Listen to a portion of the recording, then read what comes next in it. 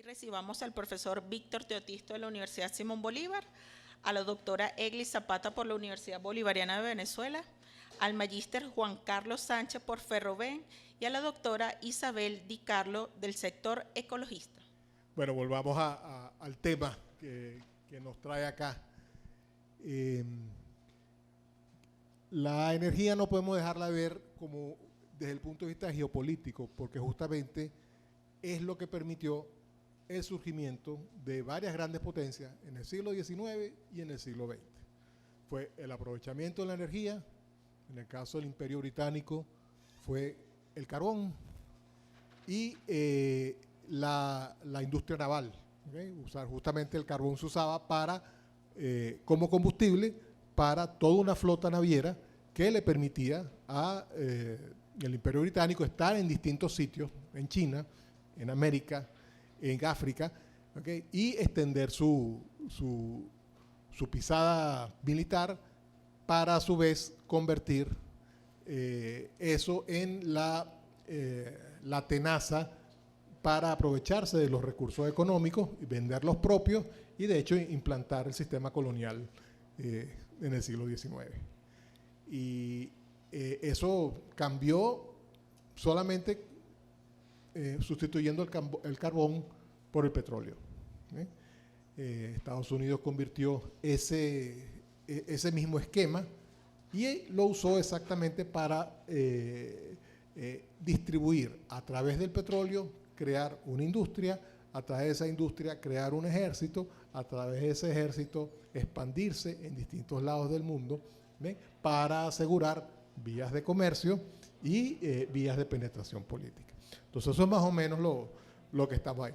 En el camino se volcaron hacia la atmósfera cualquier cantidad de gases contaminantes, se eliminó una enorme cantidad de tierra cultivable, de pulmones vegetales para convertirlos en tierra cultivable, se desviaron ríos, se aprovecharon recursos hídricos en vez para el riego, para el aprovechamiento industrial y en general todo eso lo que ha desembocado es en este proceso gradual al principio de la subida de temperaturas y que ahora, justamente por un efecto sistémico, empiezan a ponerse en forma exponencial. Entonces, como mencioné antes, ayer fue el día más caluroso en el mundo en registro, desde que se dan registros de hace 200 años en los distintos países, en el Reino Unido, en Europa, en Estados Unidos, y la cosa va para más. Entonces estamos hablando de temperaturas de 50 grados en sitios donde nunca pasaba de 40, y eso va a ser enorme, o sea, porque yo no sé, ustedes saben que las proteínas se empiezan a deshacer a 67 grados centígrados. Esa es la temperatura de cocina. Entonces, unas temperaturas que lleguen a los 60 grados inmediatamente crean ya problemas a nivel corporal, a nivel orgánico, que de descomposición de proteínas, se cocina uno literalmente con el calor y no solo uno, sino también los animales, y el efecto es terrible, ¿no? Entonces, más o menos eso es parte del tema de la conferencia. Yo quisiera, no sé si quien quiere hablar ahora. Vale. Okay. Buenos días. Yo soy Eglis Zapata, directora del Centro de Estudios de Ciencias de la Energía de la Universidad Bolivariana de Venezuela. Después del discurso maravilloso que nos han colocado del presidente Chávez, creo que es bastante claro para todos nosotros las razones geopolíticas que contempla el cambio climático. Más que el cambio climático es una resultante de un manejo político de recursos naturales, pero la proclamada transición energética y el carácter contundente, obligatorio y impositivo de la COP26 del 21 es un cambio drástico que pareciera que han asumido conciencia del hecho, cuando en realidad han alcanzado conciencia es de lo que no pueden controlar más. Entonces, el factor energético es el factor determinante de las razones de esa respuesta en la COP26 del 21, de un organismo que depende de la ONU y de un organismo controlado totalmente por lo que políticamente llamamos el atlantismo. O sea, todo lo que es Occidente, los grandes ricos del mundo y su fortaleza militar, la OTAN. Está muy consciente de la pérdida de competencias, de capacidades económicas para controlar o seguir controlando al mundo, puesto que la periferia de ellos es la dueña de los factores energéticos vitales. Para el capitalismo, el petróleo, como una vez lo dijo Winston Churchill, dijo, el petróleo será en adelante el ADN del capitalismo. El capital se hará montañas con el petróleo. O sea, ellos sabían y conocían desde el momento de que terminaba la Primera Guerra y durante la Segunda Guerra hicieron el uso correspondiente del recurso petrolero para hacerse con todas las riquezas correspondientes. Tanto así que yo tengo algunas notas que tomé de algunos casos o unos ejemplos, que terminando la Segunda Guerra Mundial, Roosevelt y Churchill se repartieron el petróleo del Medio Oriente y se lo repartieron así, tranquilamente. Roosevelt le dice a Churchill, el petróleo persa es tuyo, compartimos el de Irak y el de Kuwait y el de Arabia Saudita es nuestro. Punto, no hay discusión. Pero le cito más allá.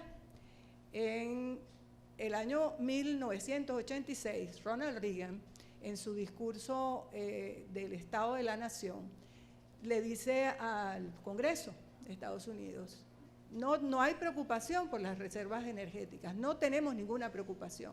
Nosotros tenemos la más grande reserva del mundo en la faja del Orinoco. Ellos llamaban, en ese momento no la llamaban faja, sino en el cinturón del Orinoco. Ni siquiera dicen Venezuela. Y muestra un mapa donde está la faja petrolífera del Orinoco.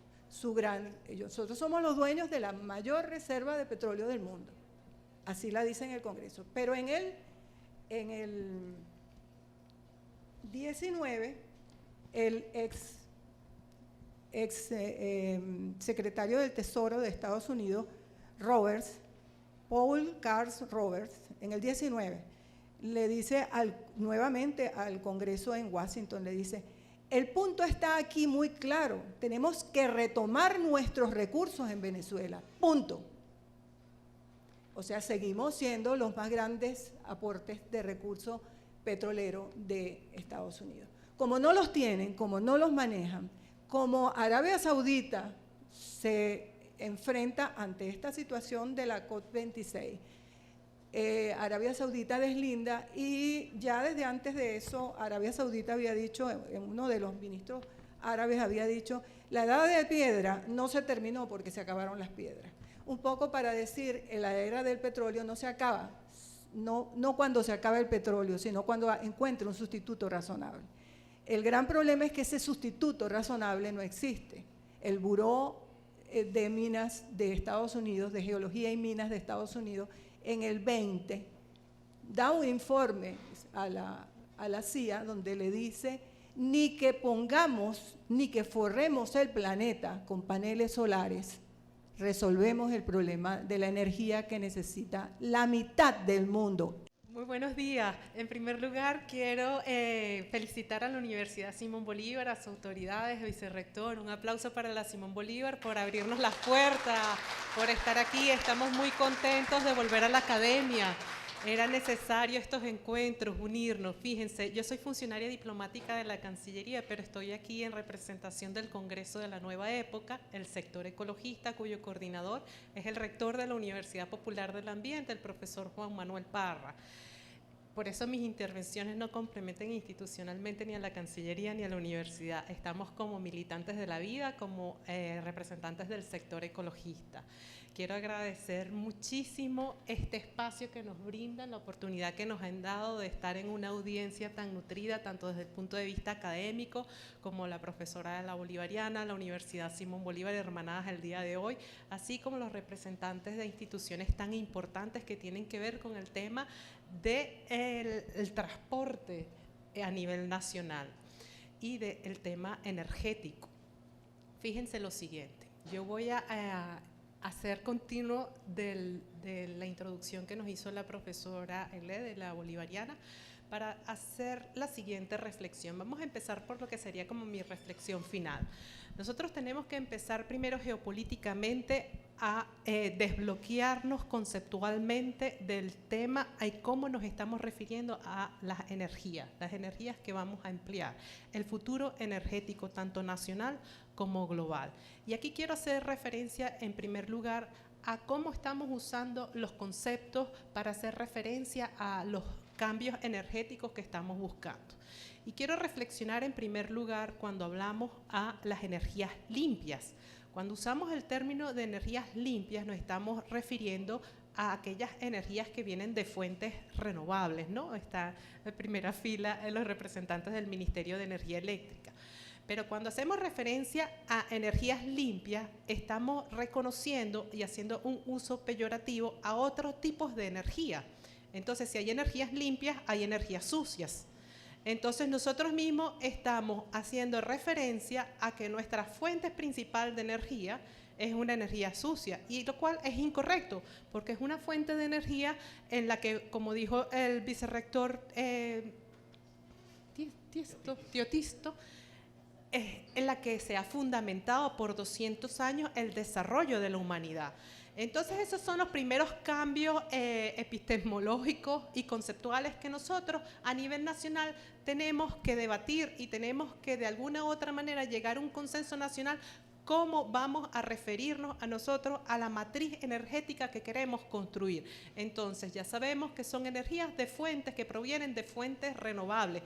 Después tendremos un debate sobre qué tan renovables son esas fuentes, porque tenemos que recordar que por el cambio climático, en el año 2016 y 2017, Venezuela vivió una de las crisis más severas de hidroelectricidad.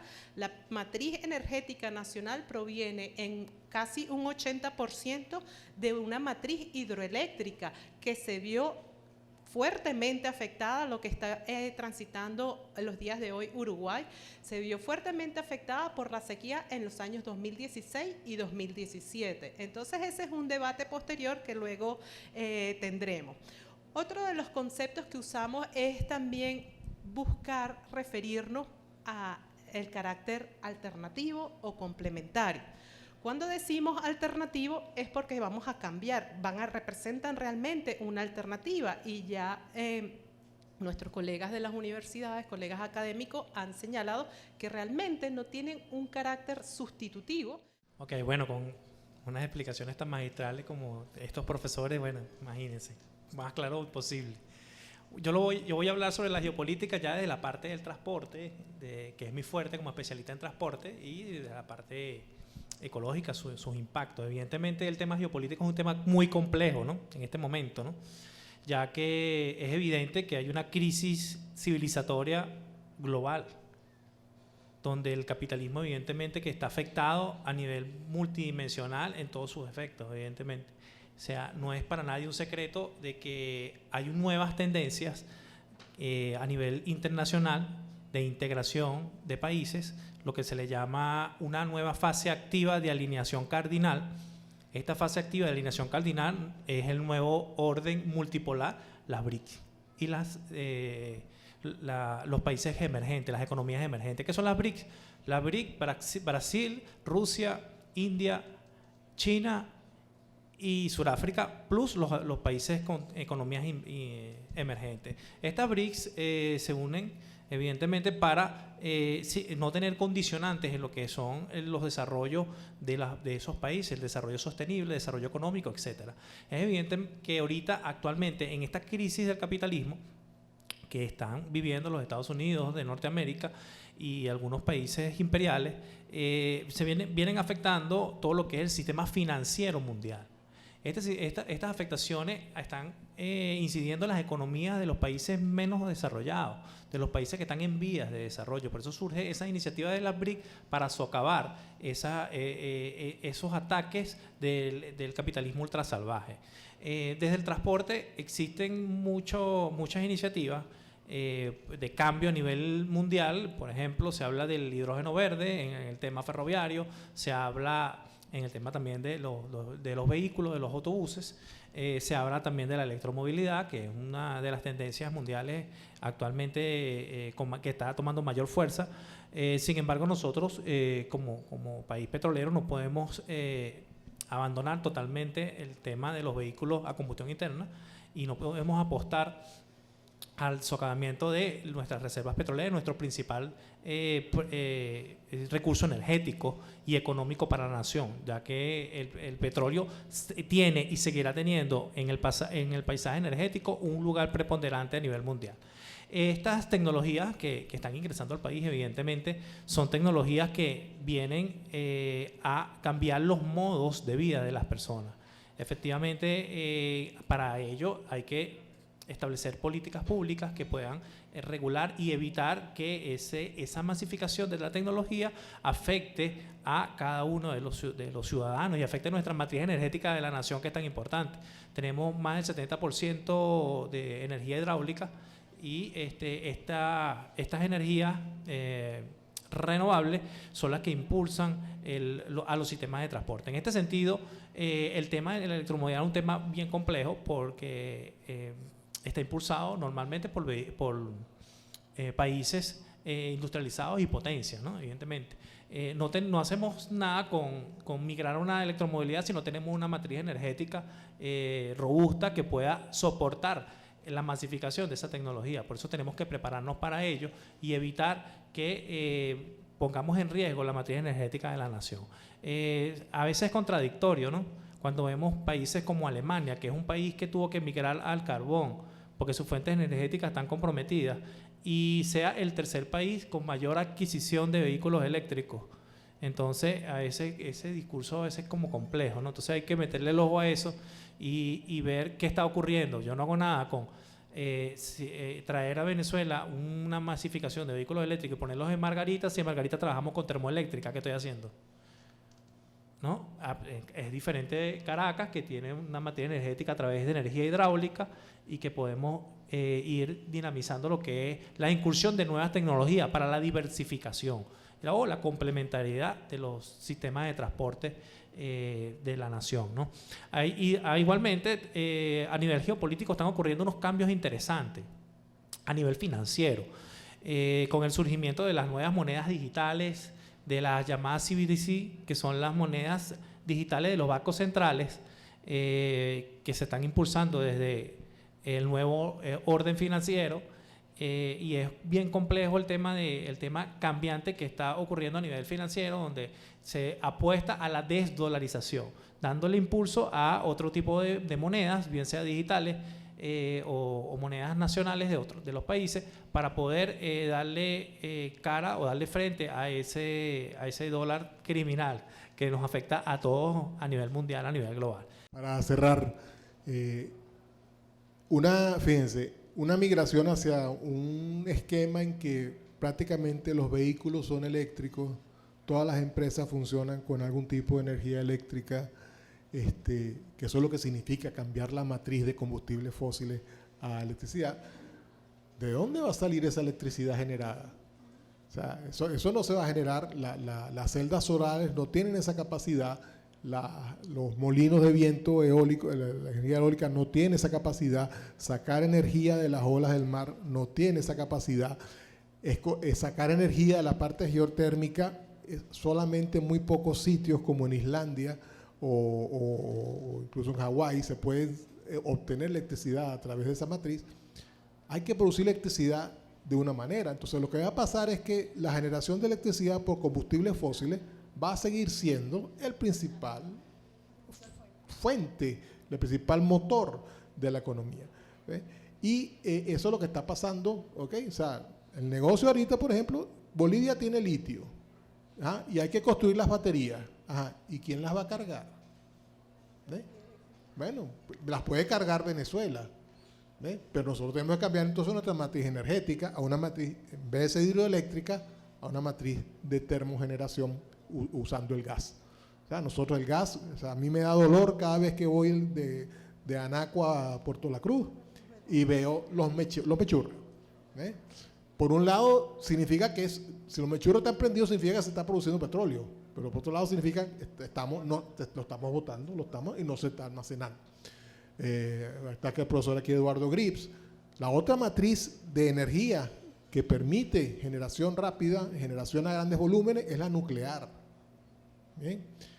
Y Europa tuvo que hacer una vuelta de 180 grados en estos 2 años, justamente con eso, porque se da cuenta de que nada de ecológico, nada de verde, vamos a volver a producir energía de centrales nucleares, y el principal impulsor es el Partido Verde de Alemania.